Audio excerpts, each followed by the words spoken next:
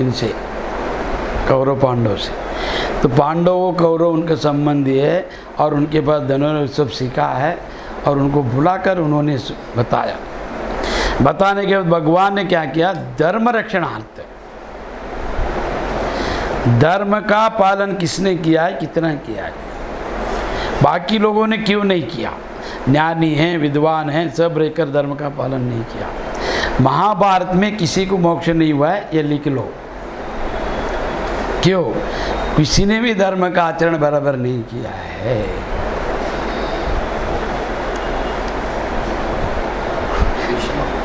अभी क्या किया किसी ने भी धर्म का आचरण नहीं किया बराबर। बीच में का बताया मैंने, उन्होंने लाया लड़की से शादी किया और द्रौपदी को वस्त्रान के टाइम कुछ बोला, भगवान को अस्त्र उठाने को प्रेरित क्यों किया और कर्ण को अलग क्यों रखा, सब है वो बाद में उत्तरायण। मगर महाभारत में किसी ने भी धर्म का यथार्थ रूप से आचरण नहीं किया, याद रखो। तो भगवान के ऊपर पक्षपात मत करो, पक्षपात रहते भगवान। तो ये अर्जुन का सब विषाद योग सुनने के बाद इतना विस्तार सूक्ष्म रूप से बताया, कुल नष्ट धर्म नष्ट सब, तो वो सब सुनने के बाद ऐसा लगता है कि अर्जुन कितना शांत है, कितना अच्छा आदमी है। और युद्ध को जिन्होंने नहीं चाहा और युद्ध नहीं चाहते बोल के बाण रख दिया, मरने के लिए भी तैयार है, इतना त्याग लेके आया है ना, और रो रहा है, क्षमा भी कर रहा है। तो ये भगवान क्यों उनको प्रेरित कर रहा है कि भगवान युद्ध करना चाहता है? नहीं। तो भगवान का कहना क्या है कि दुष्टों को जितना संरक्षण करेगा उतना अधर्म और दुष्टता बढ़ेगा, और अधर्म में अगर नाश हो गया तो ये धर्म कहाँ पर रहेगा? फिर शासन कौन करेगा? फिर शासन कौन करेगा? जब धर्म ही नष्ट होने के बाद शासन कौन करेगा? अधर्म करेगा। फिर अधर्म का शासन में धर्मात्मा लोग हो जाएगा क्या? नहीं होगा। फिर तू धर्म नष्ट है बोल रहा है, तू नष्ट होकर धर्म का आचरण कौन करेगा? धर्मात्मा ही नहीं रहेगा तो धर्म कौन दिखाएगा?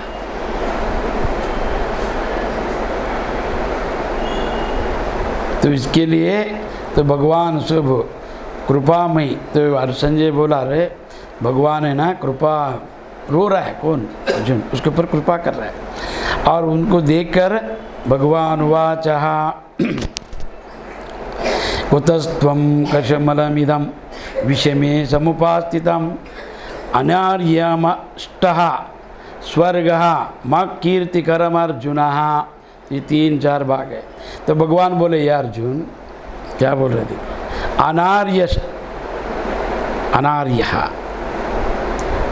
ये क्या है कि असमय, तुझे इस असमय में मोह किस हेतु से प्राप्त हुआ? ये मोह करने के जैसा नहीं है। ये कोई भी हॉस्पिटल में गिरा नहीं तुम्हारा संबंधी कि वो जा रहे हैं, तुम रो रहे हैं, समझ में आएगा। ये सब तैयार होकर युद्ध के लिए आया है, तुम भी युद्ध के लिए आके पूजा पाठ करके आया, सबको नमस्कार करके। फिर ये असमय में मोह क्यों हुआ? एक प्रश्न उसके लिए बोला है अनार्या। क्या? अनार्या दुष्टम स्वर्गया कीर्ति करम अर्जुना। ये क्या कीर्ति देने वाला विषय है क्या अर्जुन? तो युद्ध के लिए आया तो वो बोलो चलो लड़ेगा करके, उनको देख के भाग गया तो लोग क्या बोलेगा? ये पलायनवादी है, ये डरपोक है, और ये एक वचन में नहीं है, स्थिरता नहीं है, अविश्वास पात्र, विश्वास पात्र नहीं है। तो ऐसा बोलने के बाद वो कीर्ति आएगा? अच्छा, जिसको अपकीर्ति होने वाले को स्वर्ग मिलने वाला है, वो भी नहीं मिलेगा। ठीक है, पलायन किया, छोड़ दिया, क्षमा किया, भाग गया तो स्वर्ग मिलेगा? तो वो तुमको मारने के लिए तैयार है, मार के राज्य में आ जाएगा, स्वर्ग मिलेगा, कीर्ति मिलेगा। और असमय में तुमको ये सब पंडितों जैसा कहाँ से आया है सब बात? तो ये स्वर्ग को देने वाला और ना कीर्ति को देने वाला है, तो ये कैसा आया तुम्हारे मन में? तुम क्षत्रिय धर्म का, अगर धर्म का विचार करते तो तुम क्षत्रिय था, ब्राह्मण युद्ध नहीं करना चाहिए। और जितना भी इतिहास में गवाह है, ब्राह्मणों ने युद्ध किया है, क्षत्रियों ने युद्ध नहीं किया है। क्षत्रिय सब संन्यास बन गए, वो सब लड़ना क्यों करके? जितना भी, और ये महाभारत गीता की क्षत्रिय का ही उपदेश है। अर्जुन भी क्षत्रिय है, कृष्ण परमात्मा भी क्षत्रिय है। ये कोई ब्राह्मण उपदेश नहीं किया है। तो नहीं तो ब्रह्म विद्या ब्राह्मणों का है, ब्रह्म जानीति थी ब्राह्मणा। जो ब्रह्म को जानते वो ब्राह्मण है। ये क्षत्रियों ने उपदेश किया है, ब्राह्मणों ने नहीं। पहला, और क्षत्रिय पलायनवादी बनने के बाद उसका धर्म का पालन किया जैसा होता है नहीं। कि मिलिट्री आदमी मिलिट्री में भर्ती होकर सीख के मिलिट्री बना, हाँ सैनिक बना, और सामने से युद्ध करने के लिए आया है, उनको देखकर पलायन के भागा, उसको सैनिक बोलेगा? नहीं बोलेगा। पहले से क्षत्रिय युद्ध करने के लिए आने के बाद बाण को नीचे रखकर रो रहा है, तो इसका अर्थ क्या है? कायर है वो, डरा है वो, पाप होने का आलोचना कर रहा है वो। इसे मालूम है कौन पुण्यात्मा कौन पापी है?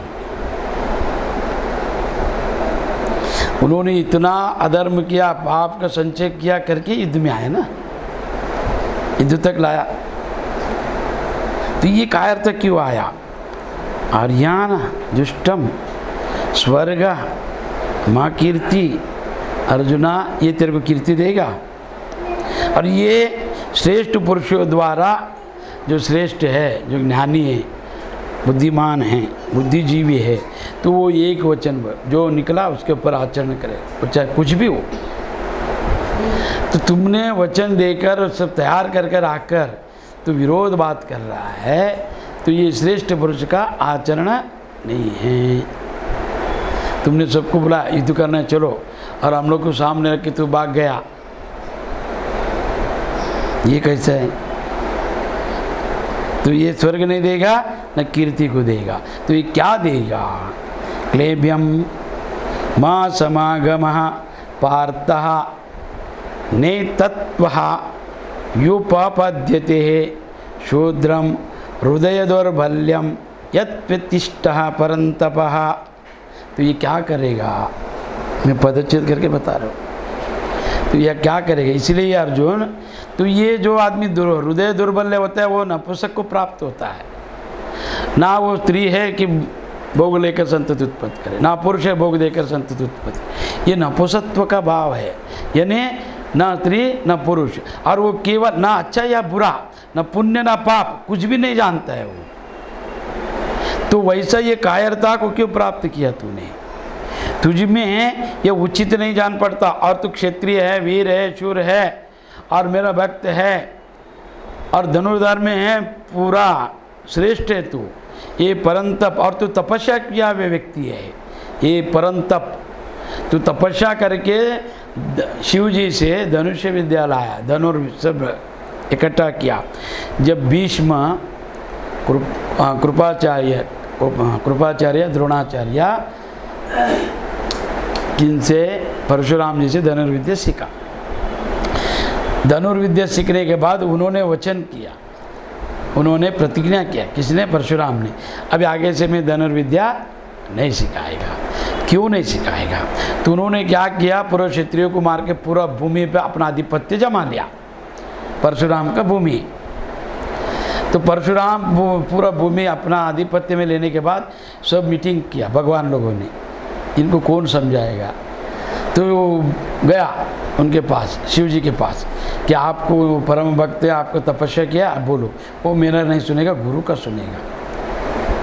फिर कश्यप ऋषि को बुलाया, आज्ञा किया, जाओ तुम्हारा शिष्य से तुम दान में ले लो भूमि। तो बुलाया, गुरु आया और परशुराम को बुलाया। हाँ, परशुराम नमस्कार किया, पाद पूजा किया, पूछा परशुराम गुरु जी क्या आज्ञा है? ये सब भूमि मेरे को दे दे, मुझे तक्षण दे दिया। उन्होंने लाया नहीं तो उन्होंने जीता है ना, देने में क्या है, ले लो, सब दे दिया। फिर गुरु को पूछा मैं कहाँ पर रहना है? अभी जो भूमि दान दिया है, दान देने के बाद ये वस्तु मेरा ऐसा बोलना ही पाप है, मांगना अपराध है। अपराध है ना, उसके ऊपर कानूनी कार्रवाई किया जा सकता है। इसके लिए लिख के लेता है कि मनुष्य वचन बदल देता है, पहला लिख के कोई नहीं लेता था। अभी ये सब क्यों लिख के लेते हैं? कानून से बदलना नहीं चाहिए। तो जब उनको दे दिया, वचन दिया, पूरा भूमि आपका है, तो परशुराम पूछा अभी मैं कहाँ पर रहूँ? तो उन्होंने क्या किया, देख ये समुद्र है ना, सागर, वो वेस्ट है, मेरे लिए कुछ काम करने। तो सागर को सरका के जो बचे को भूमि ले ले, वो पहाड़, समुद्र और वो बचा हुआ खाड़ी में फिर घूम। अब मैं जब भी बुलाएगा तभी आ जा, मेरे काम कर, फिर से जा। ये क्रोधी है। कौन? परशुराम। तो उन्होंने क्या किया, समुद्रदेव को बुलाया। समुद्रदेव बोला देखो बाबा, आप पहला क्रोधी है और आपसे कौन लड़ेगा, तो आप क्या करो, जितना चाहिए उतना ले लो, बचा हुआ मैं लेगा। तो उन्होंने अपना परशु को फेंका, जिधर तक गया तो समुद्र पीछे हट गया।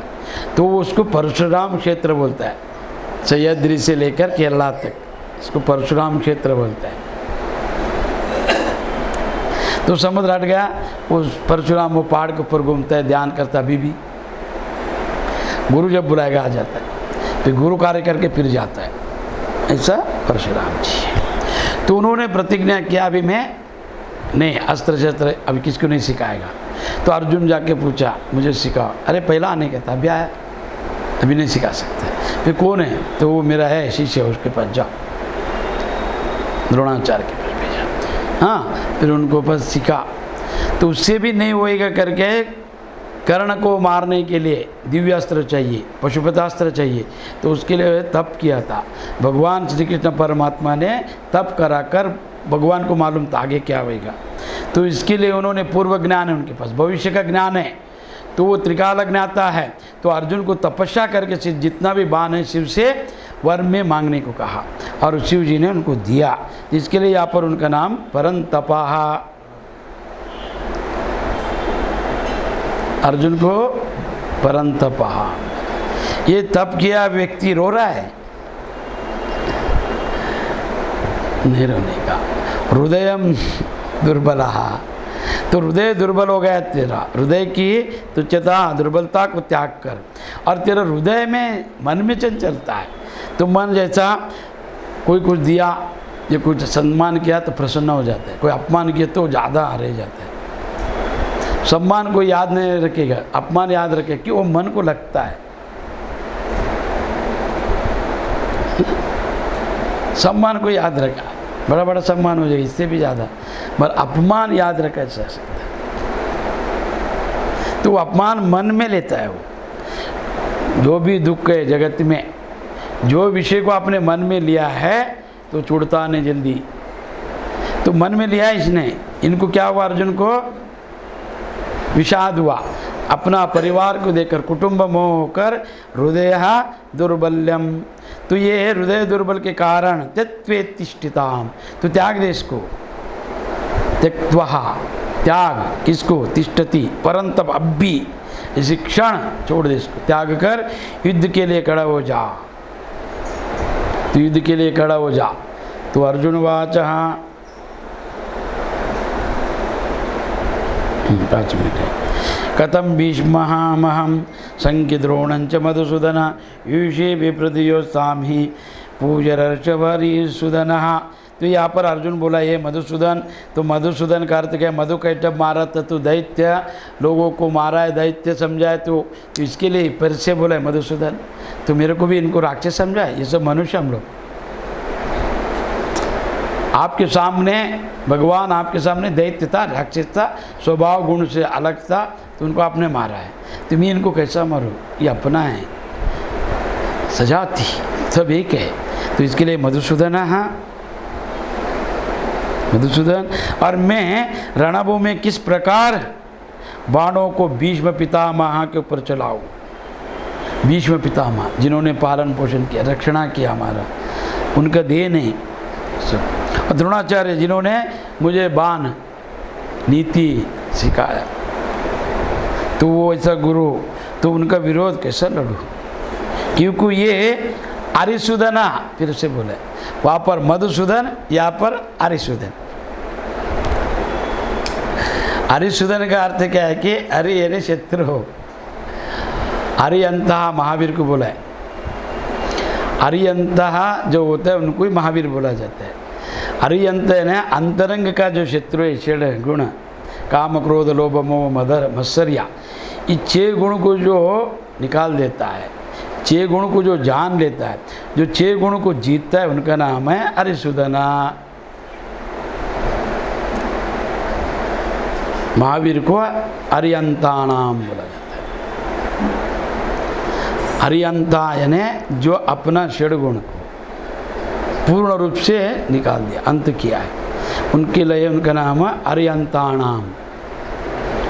वो जो अपने को जीता, अपने मन को, काम क्रोध को, वो महावीर।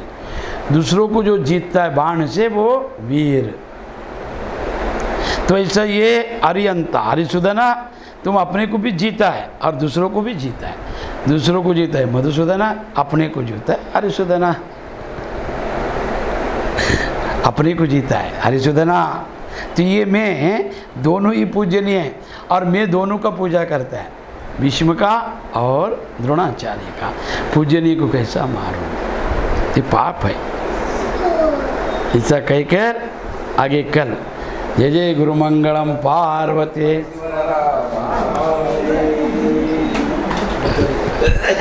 हरियंता।